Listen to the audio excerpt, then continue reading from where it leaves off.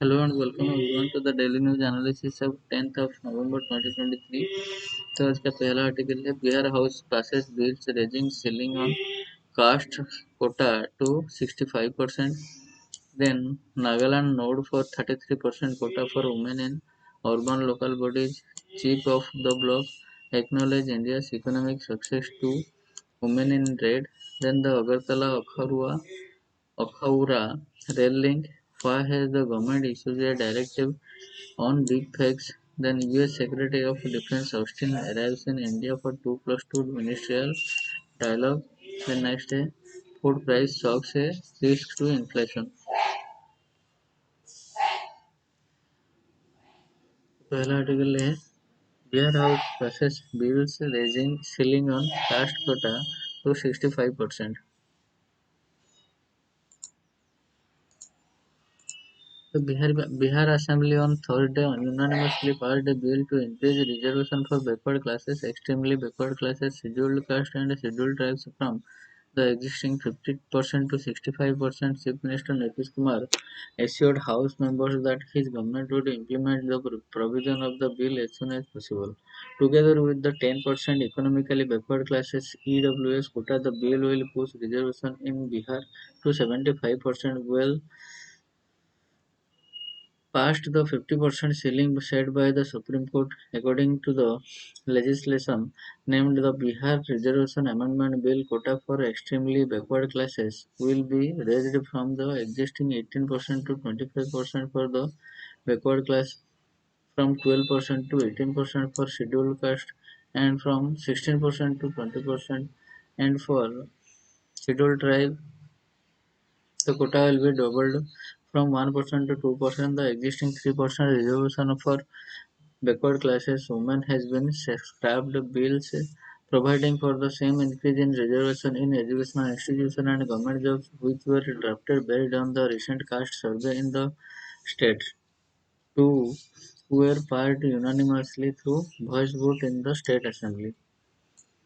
The amendment bill will now be sent to the governor for his assent before it comes to a law.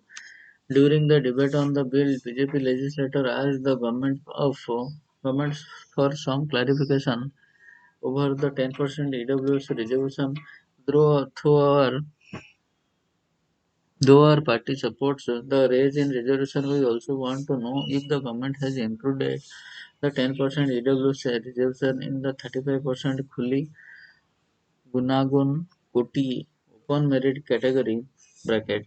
Asked Arun Shankar Prasad, the BJP Hajauli MLA. Responding to them, Parliamentary Affairs Minister Vijay Kumar Chaudhary said yes, the 10% EWS reservation quota has been included in the 35% open merit category. The Bihar government has proposed to raise reservation only for BC, EWC, SC and ST communities. Mr. Kumar has proposed the amendment to raise the reservation on November 7 hours after it was tabled in the state assembly, and on the same day it was approved by the state cabinet. The caste survey report released on October 2 said EBC comprised 36% and BC 27.1% of the state's 13.1 crore population. Together, the two state group account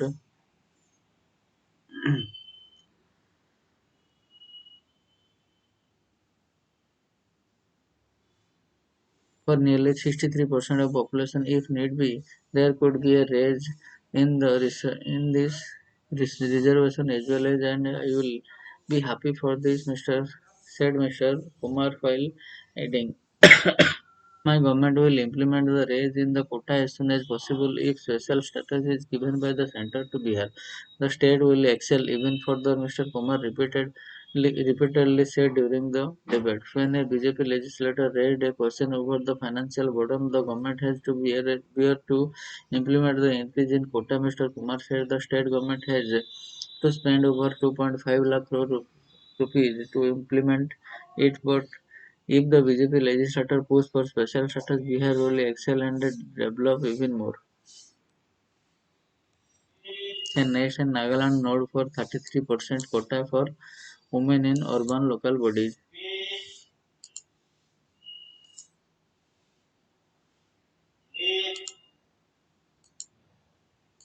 The Nagaland Assembly Thursday unanimously passed a bill seeking to reserve 33% of seats in urban local bodies (ULB) for women, reserving a contentious issue and paving the way for municipal election in the state after 2 decades. The provision for one-third reservation of the seats in ULB for women is kept in the bill as directed by the Supreme Court Chief Minister Neiphiu Ryu said municipal polls soon. The apex tribal bodies which had earlier opposed such a resolution now also accepted it, and the State Election Commission will announce the dates for municipal polls soon, Mr. Rio said. ULB election in the northeastern state have been long overdue as the last poll were held in the 2004. Since then elections were not conducted fast on the unsolved Naga peace talks issue, and then 33% reservation for the women in urban bodies, who is the tribal bodies opposed to asserting that it infringes on the special right for Nagaland guaranteed by Article 371A of the Constitution. The Naga Mothers Association, a key civil society organization and women legislator, expressed happiness over the passage of the bill. Moving the Nagaland Municipal Bills 2023 in the House, Mr. Rio said it has no provision relating to taxes on the land and building as demanded by the various quarters. The provision for one-third of reservation of the officers of the chairperson in ULBs for women, which was there in the earlier municipal act, has not been included in the bill, the chief minister said. Then next is chief of the block. As funds for production-linked incentives (PLI) for manufacturing semiconductors lie under the utility by upwards of 80%, the Union government must be far clearer on what it has achieved and aims to accomplish by continuing to spend crores of rupees on bringing more semiconductor fabrication capabilities to India, while the PLI scheme for IT hardware has a 17,000 crore outlay. The the one for semiconductors and display has 38,601 crore rupees earmarked on the employment and substantive value addition fronts. Existing schemes in and of themselves so little promise, while chips are important for most hardware and appliances, making them employees advanced and automated system and manufacturing facilities employ a few people for the value generated in sales. Not all big ticket spending in the national interest translates into domestic employment as important heavy defense spending shows. But the central measures with these schemes as much cost to the exchequer lie in attracting an ecosystem that will increase the value addition of the India's electronic manufacturing sector. This is far from a guaranteed outcome even if PLI benefits are availed optimally. The wager also relies on global manufacturing giants giving other benefits of a globally distributed supply chain a go by, including cheap and accessible international transport facility for chips. The constellation of a PLI scheme remains a major nonetheless, and it must be bolstered by the other efforts to strengthen India's hand, encouraging semiconductor design talent to develop domestically. Some efforts here, such as the design-linked incentive schemes, is so promised, but the bulk of the capital remains focused on the assembly and subsidizing of large manufacturing plants, with much of the raw and even extreme material still being imported, and with the limited scope of what the PLI funds are incentivizing, multinational chip makers are staying away from making substantive commitments.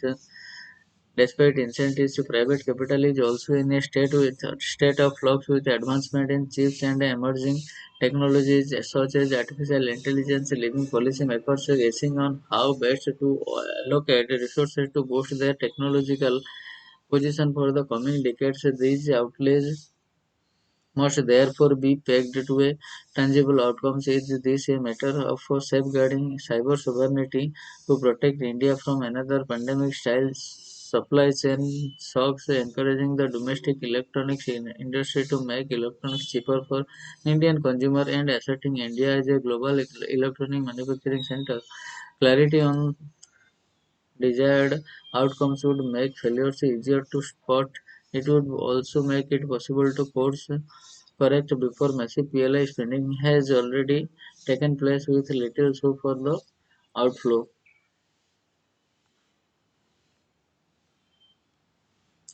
Then next I acknowledge India's economic success too.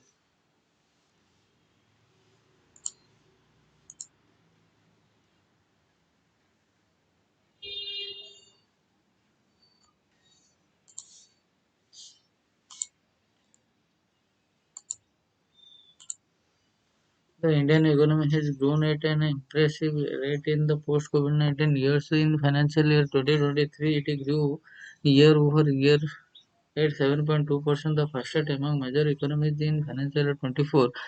The International Monetary Fund projects India's YoY growth at 6.3%, again the fastest among major economies for those yet to observe its full import. The tagline, fastest growing major economies, call for some elaborations. The word major in the tagline makes it clear that India's relatively high economic growth in the global context is not an account of its small size. India is currently the fifth largest economy in the world in the US dollar terms and is projected by the IMF to become the third largest by 2027. As an economy as large as this and growing rapidly cannot be characterized by weak domestic demand, particularly when external demand growth has been uneven and uncertain. COVID-19 and growth rates. Some commentators contest the tagline fastest.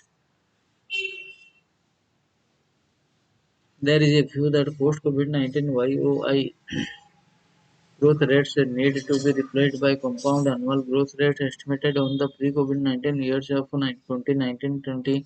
This week seeks to measure annualized progress as if there was no pandemic. However, the fact is that there was a pandemic and a YOY growth rates measures progress despite the pandemic. In this perspective, the YOY growth rate of 7.2% in financial year 23 comprises two components, one that measures annualized progress over the pre-pandemic year and the other that measures annual recovery of the output lost to the pandemic. Later in no way is less significant than the former. Present day economic dividends are also listed in the steps taken to mitigate the economic challenges to the of the pre-COVID-19 period. In the first decade of this century, the Indian economy grew rapidly, propelled by strong growth in the world trade and the domestic credit booms. In the aftermath of the global financial crisis of 2017, 7 and 8, growth in world trade fell, dampening the trade stimulus for economic worldwide, including the Indian economy. The domestic credit bubble also burst as high leverage in the corporate sector led to frequent default in the repayment and a consequent surge in the non-performing asset of the public sector bank. The twin stress on the balance sheet combined with elevated prices is real estate led to a lower investment rate in the Indian economy. Public capex also could not add much to investment rate as the new government that came to power in 2014 had no choice but to opt for fiscal discipline to address the legacy challenges of a larger fiscal deficit, high inflation, and a widened current account deficit with the trade and domestic investment weakening. The Indian economy grew at a rate less than its potential in the second decade, except for a couple of years when crude oil prices dropped, improved the trade balance, and supported higher growth. Government's measures since 2014. The new government implemented a series of measures to lift the economy into a higher growth path in the medium term. A calibrated liberalization of economy has resulted in an upward level shift of net foreign direct investment inflows. The bankruptcy code introduced in 2015 has successfully addressed this delinquency and lowered the non-performing asset in the banking sector, setting the stage for private corporate investment to take off the domestication.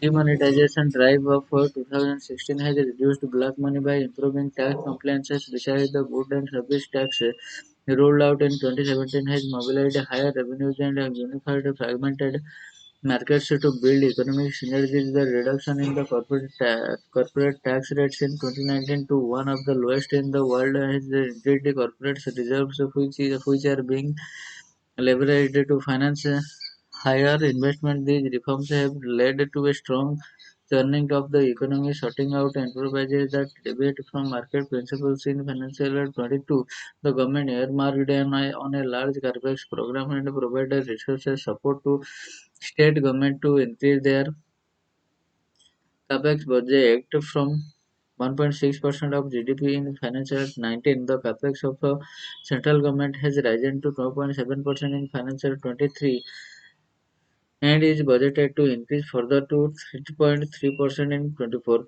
All this while containing the fiscal deficit to its budgeted ratio to GDP. The idea behind the upscaling of the capex budget was to not only plug gaps in physical infrastructure but also to crowd in private corporate investment, which was investment ready having repaid its balance sheet and progressed to an optimal level of capacity utilization. Data from Axis Bank, for example, show private corporate investment rose by 22.4% in FY23, with 15 out of 19 sectors witnessing an expansion in private capital investment. Along with accelerating economic growth, the government has been focusing on inclusive growth, as reflected in its commitment to Sabka Saath Sabka Vikas. It has taken various steps to lift people above the poverty line. Relentless government support towards livelihood enhancement, skill development, women's empowerment, and infrastructure development has played a vital role in reducing the incidence of the poverty in India. Poverty Alleviation Rural Welfare, a report by Niti Aayog that was released recently, showcases a remarkable decline in the prevalence of multidimensional poverty in India. 13.5 crore Indians are estimated to have escaped multidimensional poverty between 2015-16 and 2019-21, with rural areas largely driving the decline in the headcount ratio of the multidimensional poverty index. Further, there has been tangible progress in rural living standards aided by a policy focus on basic amenities. The National Family Health Survey for 2019-21 provides ample evidence of a significant improvement in an array of indicators concerning the quality of rural lives, including access to electricity, improved drinking water resources, and coverage under health insurance schemes. Various health-related indicators such as institutional birth, immunization, and health insurance coverage have also seen an uptrend. The government's support for agriculture has led to fruits, vegetable and dairy and livestock product combined and fishery growth at unprecedented growth rates. So consequently, the share of the fruits and vegetables in the food basket has increased to 19.4% in 2021. The percentage of livestock products has come to account for the about 38% of the total value of the agricultural food. The country's food basket is more nutritious today than ever, as a country with a large population. As per capita GDP of nearly $2,400, India is aware of a long road ahead to achieve high income status and a high quality of life for majority of its citizens. It is a vindication of the success of India's development efforts in a democratic polity that the steadily rising aspirations of citizens are being matched by their belief that those aspirations will be realized in their lifetime. Now, if experts realize that it is okay to acknowledge successes as it is to draw attention to shortcomings, the quality of public discourse will catch up with the India's economic progress. The next, a woman in red.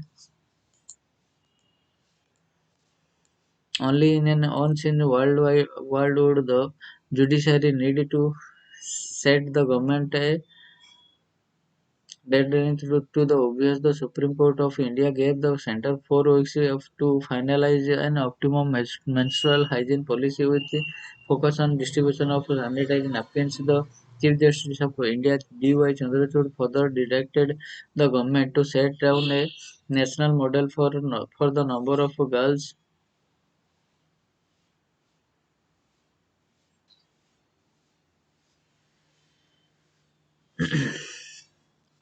toilets for pre-population for female population across government aided and residential schools in the country. Menstruation is the reality for women of a particular age demographic naturally involving a substantially percentage of half the population in the country. It is only now over three quarters of a century after the independence that India has come closest to even drawing up a menstrual hygiene policy while advancement over the years and expanding urbanization have brought menstrual hygiene products within reach of a larger group of young women. Affordability is still an issue.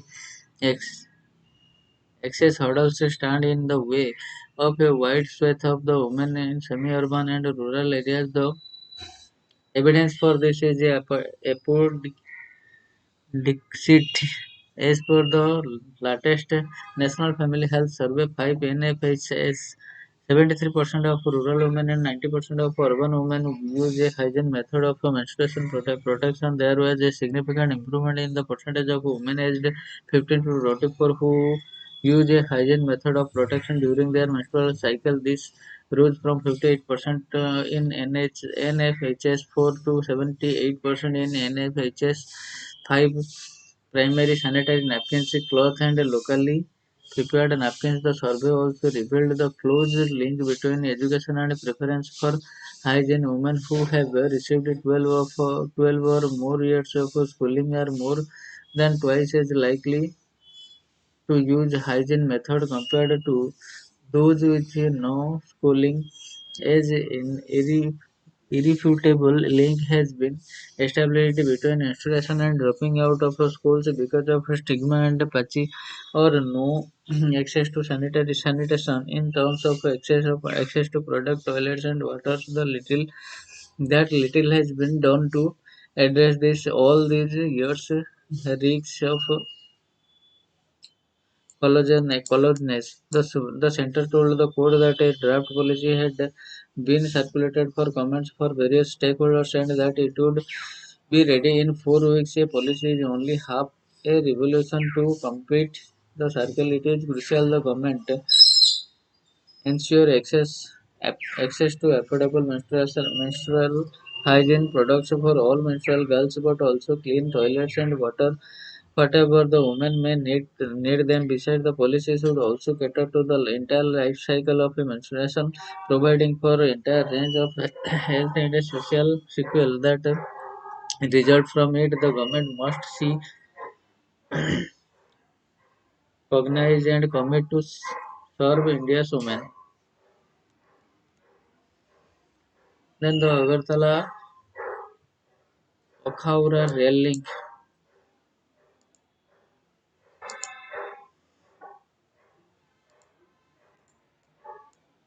On November 1, Prime Minister Narendra Modi and his Bangladeshi counterpart Sheikh Hasina virtually inaugurated the rail link between Agartala and Akwa in Bangladesh city, serves to re-establish connectivity between Bangladesh and India's northeast through Tripura. Through this link, states of northeast India can also be connected to ports of Bangladesh. Mr. Modi stated Bangladesh PM Ms. Hasina to highlighted that the long-awaited project would help energize connectivity and commerce in India's northeast and Bangladesh. What is the rail link about?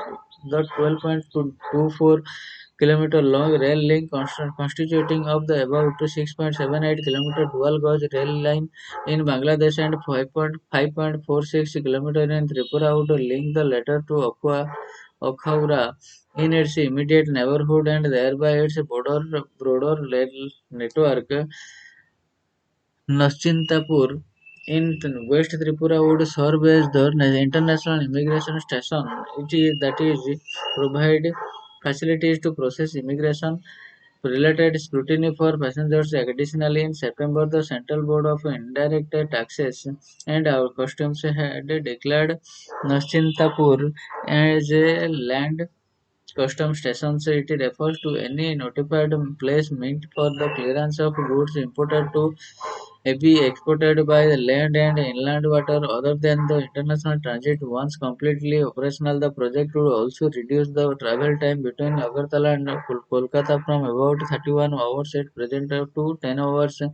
The existing commute distance between the two cities and is 1581 km and requires a reroute via Guwahati and Lomding in Assam. This would be curtailed to 460 km. The Akwa Agartala rail link, which was reduced the travel time and distance between the India's northeastern states and Kolkata by providing connectivity through Bangladesh, helps realize the potential of this physical continuity. Sohini Bose, associate fellow the neighborhood studies at the strategic studies program of the Observer Research Foundation in Kolkata, told the Hindu.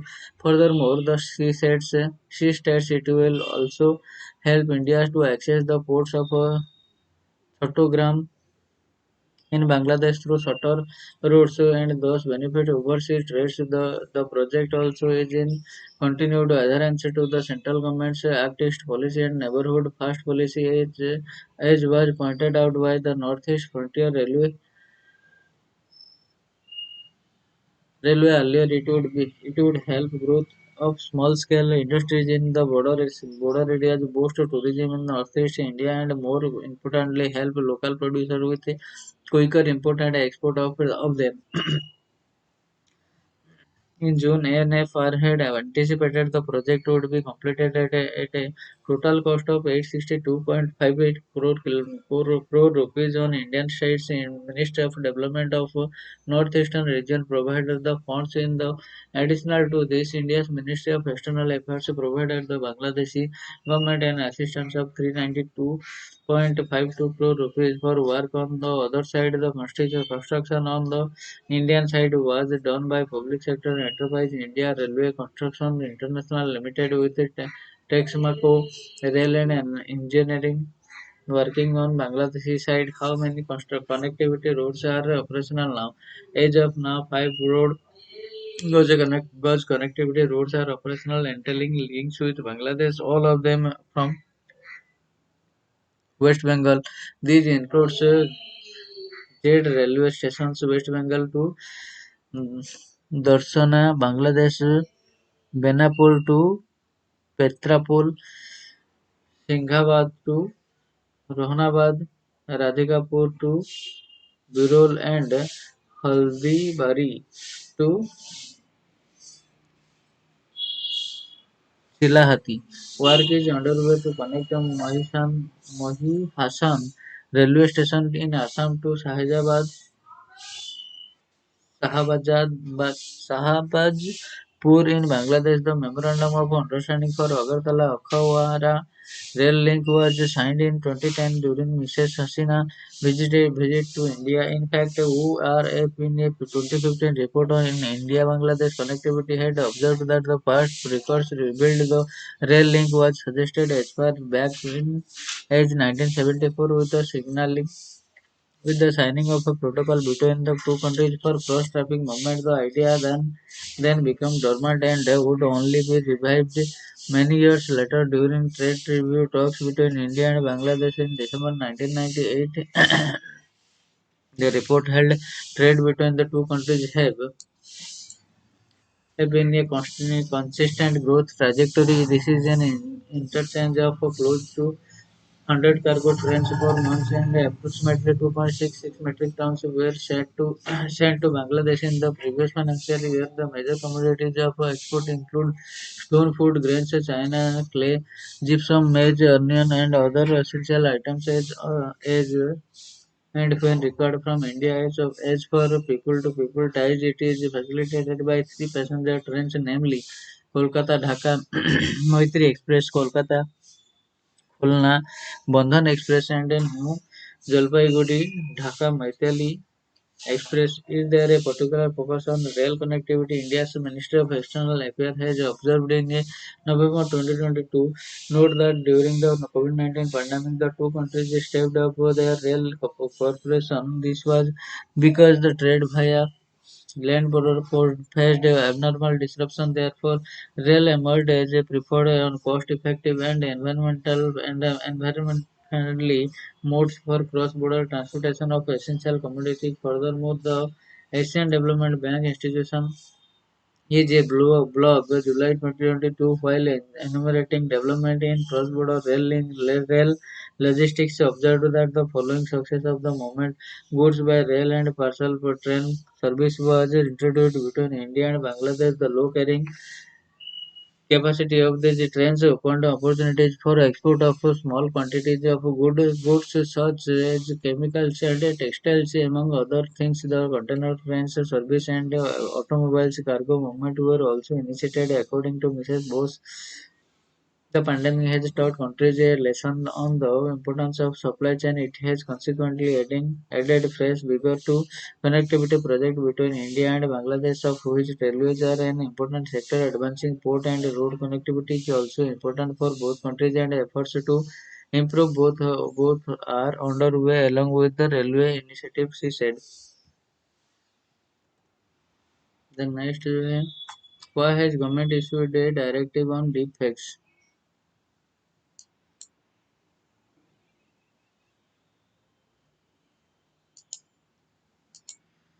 Why has the government issued a directive on deepfakes? On 8 November, the Indian government instructed social media intermediaries to remove morphed videos or deepfakes from their platform within 24 hours of a complaint being filed.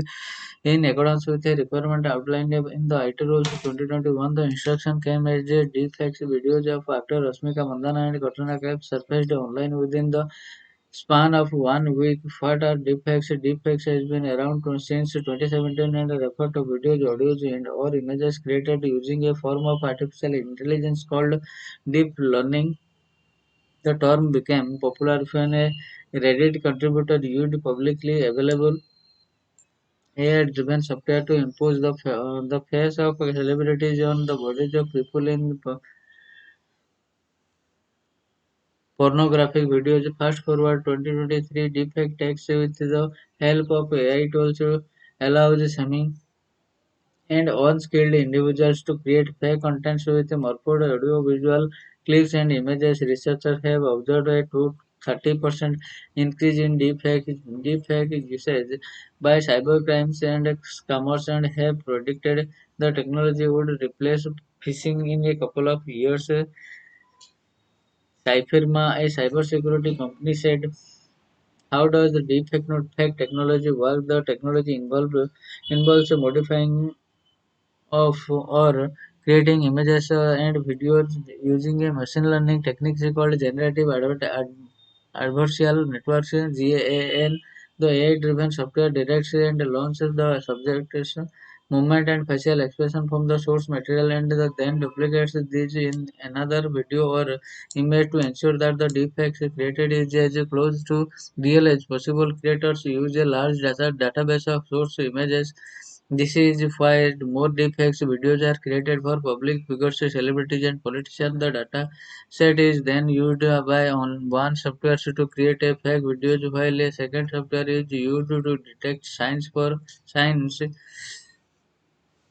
of forgery in it. Though the collaborative work of the two software, the fake video is rendered until the second software package can no longer detect the forgery.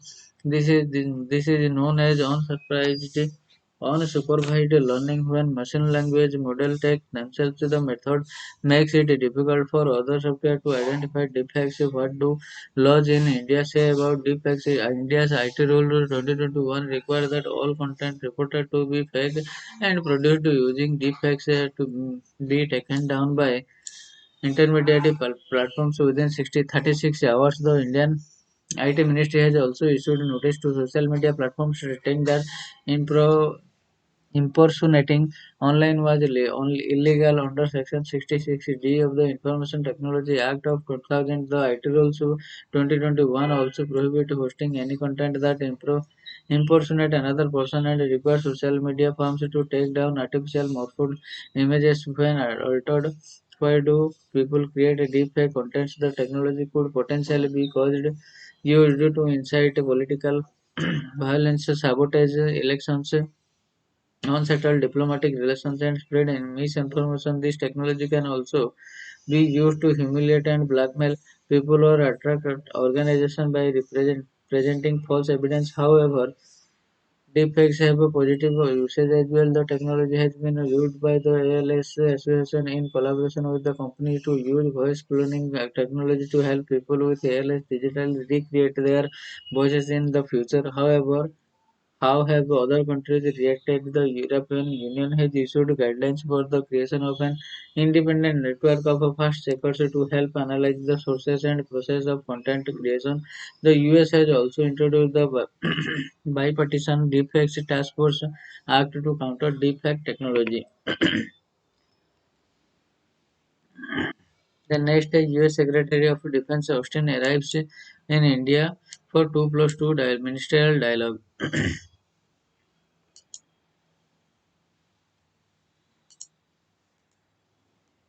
US Secretary of Defense Lord J. Austin arrived in India on Thursday for the 2+2 ministerial dialogue scheduled to be held on the Friday. He was received at the Palam technical area here by Defense Minister Rajnath Singh and was given a word of honor. Various issues will be discussed, but I would like to prejude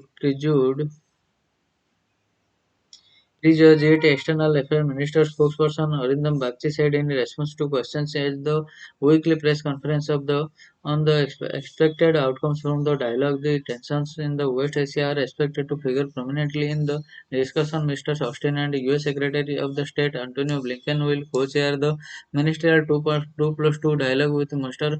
Singh and External Affairs Minister S. Jaishankar on Friday.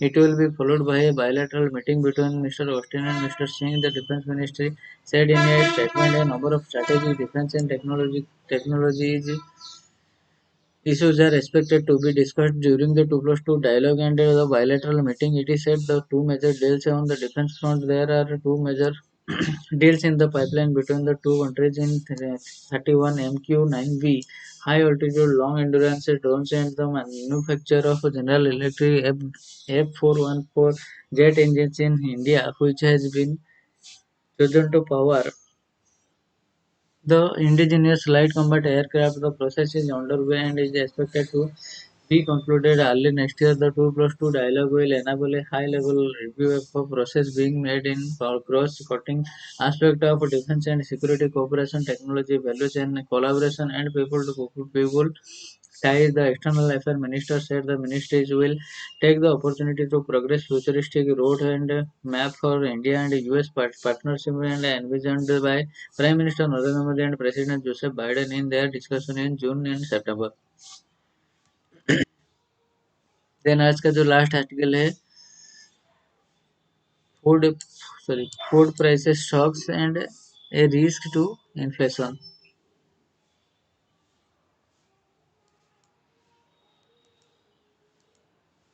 Even though CPI inflation has been projected at 5.4% for 23-24 by the Monetary Policy Committee (MPC), a moderation from 6.7% in 22-23, headlines inflation remains vulnerable to recurring and overlapping food price shocks. Reserve Bank of India Governor Shaktikant Das said in Tokyo on Thursday, core inflation has also moderated by 170 basis points since its recent peak in January 2023. In these circumstances, monetary policy remains watchful and actively disinflationary to progressively align inflation to target while supporting growth. He said, stating that the global economy continued to face multiple macroeconomic and geopolitical shocks. Mr. Das said the prediction of a global recession had not come true, but there were indications that global growth was slowing down amid tightening financial conditions and still elevated inflation. Even as the